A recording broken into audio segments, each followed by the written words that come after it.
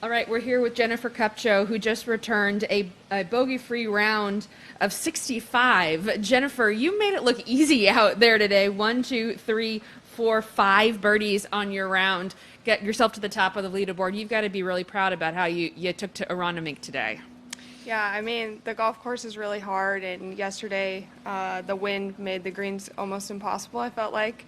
So to come out in the morning, it was really cold, but no wind, and it made the golf course a lot easier.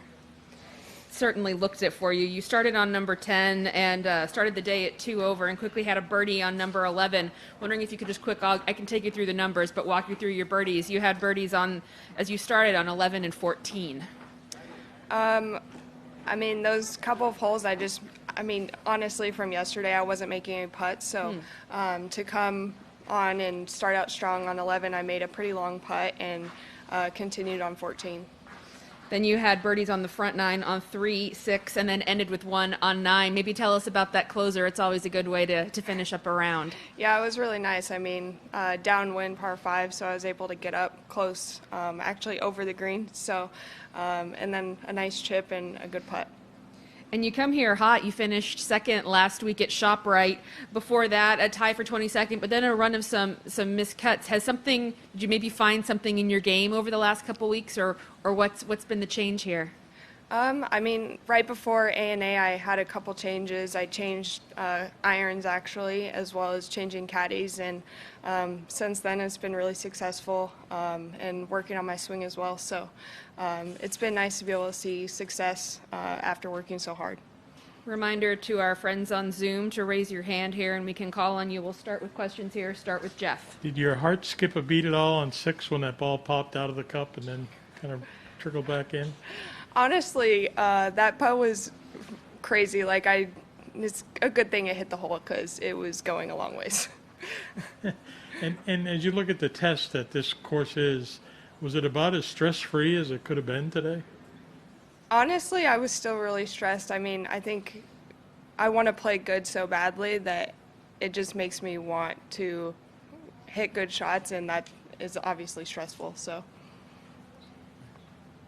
Question, Alex? So, what was more important, changing irons or changing caddies? Probably the changing of the irons. And why did you do both? Honestly, it was just time for a change with caddies, and my irons, I had talked it through with my parents. They actually came up with the idea, and I was like, honestly, I haven't played well since I switched, so I went back to the irons that I was playing with in college, and obviously picked up right where I left off with them. Beth Ann, and then on down, please. Not to keep going on the irons, but what were they and what are they? Before they were the blueprints, and now they're the Ping I-10s. Okay. And just some Or examples I-210s. of how you and your caddy are working out well. This is such a big test to, 2 majors, actually.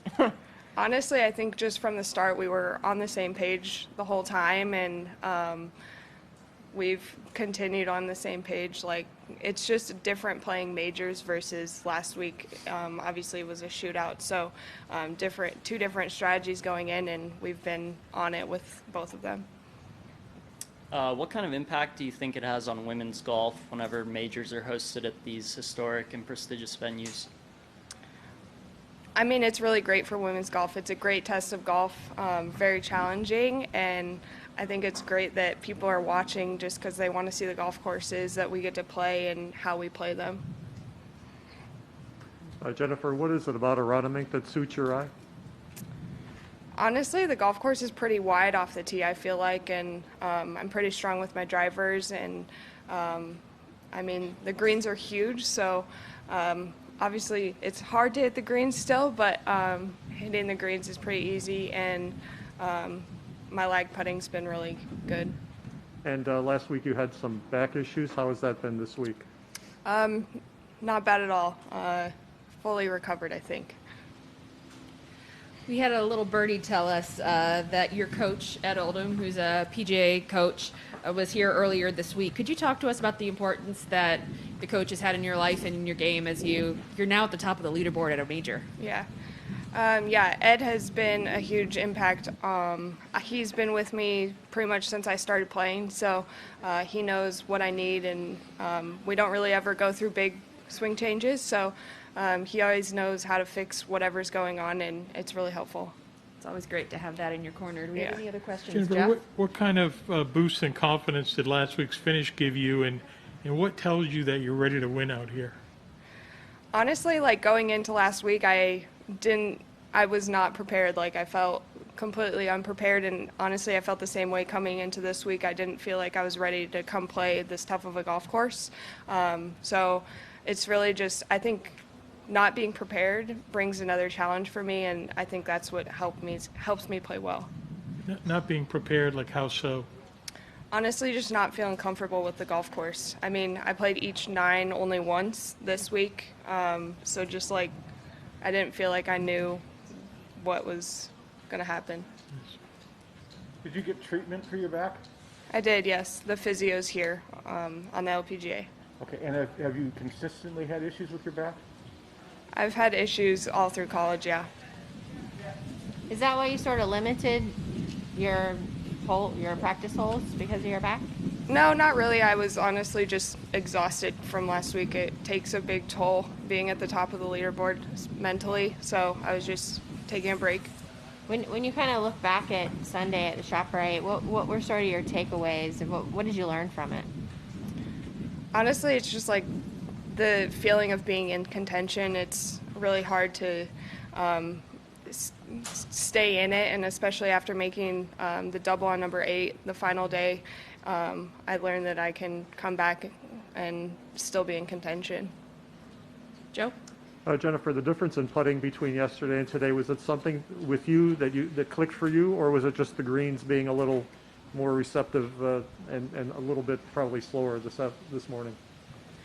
I wouldn't say they were really slower, but I think having the big gusts of wind yesterday was a lot harder to read putts and figure it out. And it was honestly, I just started making putts, and that just really boosted my confidence.